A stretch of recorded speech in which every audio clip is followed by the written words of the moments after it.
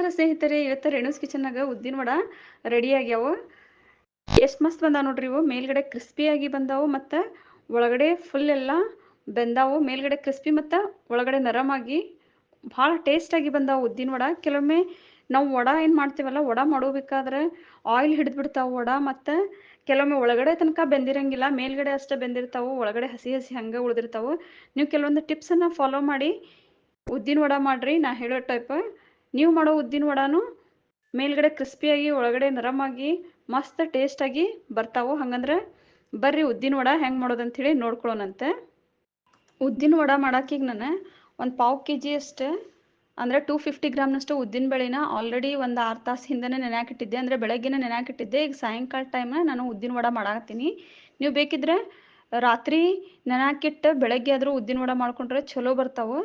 ಇವೀಗ ಕರೆಕ್ಟಾಗಿ ನೆಂದ ಉದ್ದಿನ ಬೇಳೆ. ಈಗ ಇವನ್ನೆಲ್ಲ ಫಸ್ಟ್ ಮಿಕ್ಸಿಗೆ ಹಾಕ್ಕೋತೀನಂತೆ.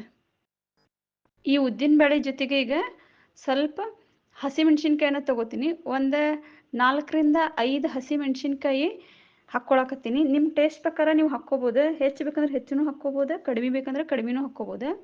1 ಟೀ ಸ್ಪೂನಷ್ಟು ಸಕ್ಕರೆ ಹಾಕಾಕತ್ತೀನಿ. ಸಕ್ಕರೆ ಹಾಕೋದ್ರಿಂದ ಇಲ್ಲೇ ಕಲರ್ ಚಲೋ ಬರ್ತೈತಿ ವಡಾಕ್ ಮತ್ತು ಟೇಸ್ಟ್ನು ಚಲೋ ಬರ್ತೈತಿ. 1 ಟೀ ಸ್ಪೂನಷ್ಟು ಉಪ್ಪು ಹಾಕ್ಕೊಳಕತ್ತೀನಿ.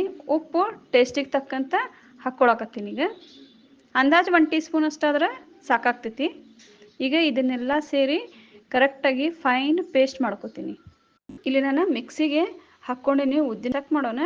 ಇನ್ನೊಂದು ಸ್ವಲ್ಪ ಫೈನ್ ಪೇಸ್ಟ್ ಆಗಬೇಕಿದೆ. ಸ್ವಲ್ಪ ನೀರು ಹಾಕ್ಕೋತೀನಿ. ಒಂದು ಟೀ ಗ್ಲಾಸ್ನಿಂದ ಒಂದು ಹಾಫ್ ಗ್ಲಾಸ್ನಷ್ಟು ನೀರು ಹಾಕ್ಕೋತೀನಿ. ನೀರು ಹಾಕ್ಕೊಂಡು ಮಿಕ್ಸಿಗೆ ಹಾಕ್ಕೊಳ್ಳೋದ್ರಿಂದ ಅದು ಫೈನ್ ಪೇಸ್ಟಾಗಿ ಬರ್ತೈತಿ.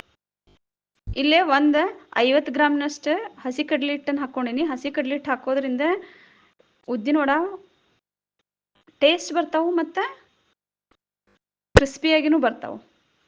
ಇಲ್ಲೇ 2 ಚಿಟಿಕೆಯಷ್ಟು ತಿನ್ನು ಸೋಡಾ ಹಾಕ್ಕೊಳತ್ತೀನಿ. ತಿನ್ನು ಸೋಡಾ ಕಡಿಮೆ ಆದ್ರೆ ನಡಿತೈತಿ, ಆದರೆ ಜಾಸ್ತಿ ಆತಂದ್ರೆ ಫುಲ್ ಎಣ್ಣೆ ಹಿಡ್ಕೊಂಡ್ಬಿಡ್ತಾವೆ ವಡ. ಅದಕ್ಕಂಥೇಳಿ ಸ್ವಲ್ಪ ನೀವು 2 ಚಿಟಿಕೆಯಷ್ಟು ಹಾಕ್ಕೋರಿ. ಈಗೆಲ್ಲ ಹಾಕಿ ಮತ್ತೊಮ್ಮೆ ಮಿಕ್ಸಿ ಮಾಡಿ ಪೇಸ್ಟ್ ಮಾಡ್ಕೊಂಡು ಇಟ್ಕೊಂಡಿದ್ದೀನಿ. ಈಗ ಎಷ್ಟು ಫೈನ್ ಪೇಸ್ಟ್ ಬಂದೈತೆ ನೋಡ್ರಿ ಎಲ್ಲ. ಈ ಪೇಸ್ಟನ್ನೆಲ್ಲ ಒಂದು ಪಾತ್ರೆಗೆ ತಕ್ಕೊಳಕತ್ತೀನಿ. ಈಗೆಲ್ಲ ನೋಡ್ರಿ ಫೈನ್ ಪೇಸ್ಟ್ ಮಾಡಿ ಇಟ್ಕೊಂಡಿನಿ. ಮತ್ತೊಮ್ಮೆ ಈಗ ಇದನ್ನೆಲ್ಲ ಪೂರ್ತಿ ಒಂದು ಪಾತ್ರೆಗೆ ತೆಗೆದಿಟ್ಕೊಂಡಿನಿ. ಅದಕ್ಕೀಗ ಸ್ವಲ್ಪ ಸಣ್ಣದಾಗಿ ಒಂದು ಅರ್ಧ ಕೊಬ್ಬರಿ ಬಟ್ಲನ್ನು ಹೆಚ್ಚಿಟ್ಕೊಂಡಿನಿ. ಆ ಕೊಬ್ಬರಿ ಎಲ್ಲ ಪೂರ್ತಿ ಸಣ್ಣದಾಗಿ ಏನು ಹೆಚ್ಚಿಟ್ಕೊಂಡಿದ್ನಲ್ಲ ಆ ಪೀಸನ್ನು ಈಗ ಇದಕ್ಕೆ ಹಾಕ್ಕೊಳಕತ್ತೀನಿ. ಈ ಟೈಪ್ ಕೊಬ್ಬರಿ ಹಾಕೋದ್ರಿಂದಲ್ಲ ವಡ ಟೇಸ್ಟಾಗಿ ಬರ್ತಾವೆ. ವಡ ಏನು ತಿಂತಿರಲ್ಲ, ವಡ ಒಳಗೆ ಸ್ವಲ್ಪ ಕೊಬ್ಬರಿ ಬಂತಂದ್ರೆ ಅದು ತಿನ್ನಾಕ ಭಾಳ ಟೇಸ್ಟ್ ಅಂತ ಅನಿಸ್ತೈತಿ. ನಿಮ್ಮ ಕಡೆ ಇದ್ರೆ ಹಾಕ್ಕೋರಿ, ಇಲ್ಲಾಂದ್ರೆ ನಡಿತೈತಿ. ಹಾಕಿದ್ರೆ ಭಾಳ ಟೇಸ್ಟಾಗಿ ಬರ್ತಾವೆ.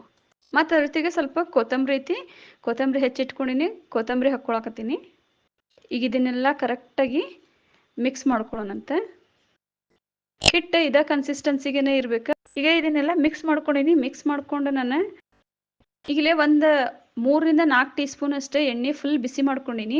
ಆ ಎಣ್ಣೆ ಬಿಸಿ ಇರುವಾಗನೇ ಈ ಹಿಟ್ಟಿಗೆ ಹಾಕ್ಕೊಳ್ಳೋಣ.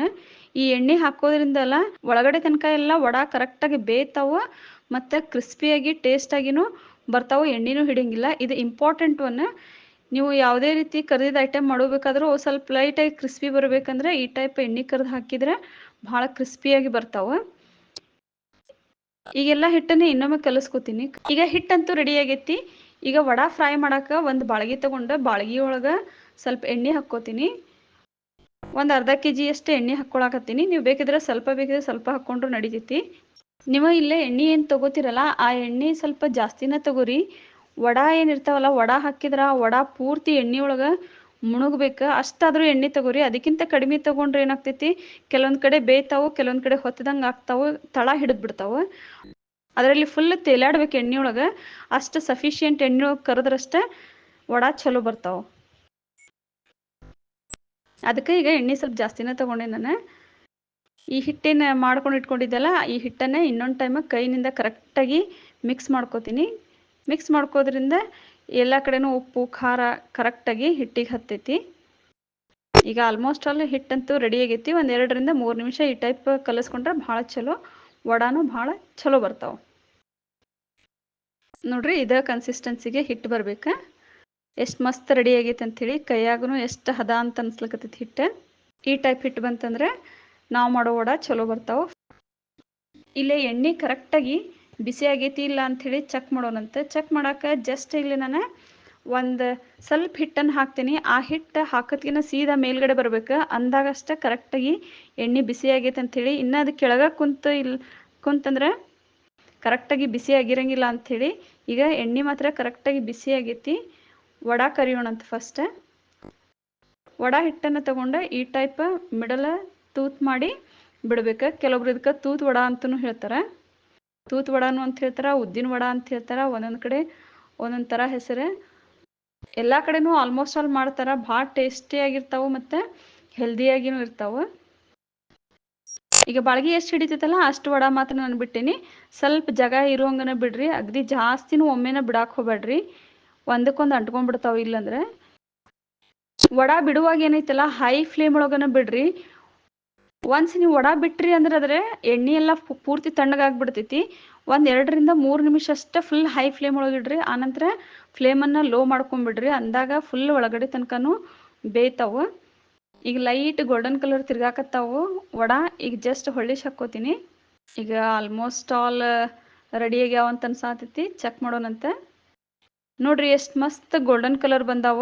ಇಲ್ಲಿ ನಾವು ಹಿಟ್ಟು ಕಲಸೋ ಹೊತ್ನಾಗ 1 ಟೀ ಸ್ಪೂನ್ ಅಷ್ಟು ಸಕ್ರೆಯನ್ನು ಹಾಕಿರ್ತೈತಲ್ಲ, ಆ ಸಕ್ರೆಯಿಂದ ವಡಾಕ ಮಸ್ತ್ ಕಲರ್ ಬರ್ತೈತಿ. ಮತ್ತು ಹಸಿ ಕಡ್ಲಿ ಹಿಟ್ಟನ್ನು ಹಾಕಿರ್ತೈತಲ್ಲ ಅದರಿಂದನೂ ಕಲರ್ ಚಲೋ ಬರ್ತೈತಿ. ತಿನ್ನೋ ಸೋಡಾ ಸ್ವಲ್ಪ ಹಾಕ್ರಿ, ಜಾಸ್ತಿ ಹಾಕಕ್ಕೆ ಹೋಗ್ಬೇಡ್ರಿ. ಇನ್ ಕೇಸ್ ನೀವೇನಾದರೂ ಜಾಸ್ತಿ ಹಾಕ್ಬಿಟ್ರಿ ಅಂದ್ರೆ ವಡ ಅಷ್ಟೊಂದು ಕೂಡ್ಕೋದಿಲ್ಲ, ಪೂರ್ತಿ ಒಡ್ದಂಗೆ ಆಗ್ಬಿಡ್ತಾವೆ. ಇಲ್ಲಿ ನೋಡ್ರಿ ಟೇಸ್ಟಿಯಾದ ಉದ್ದಿನ ವಡ ರೆಡಿ ಆಗ್ಯಾವು. ಧನ್ಯವಾದಗಳು.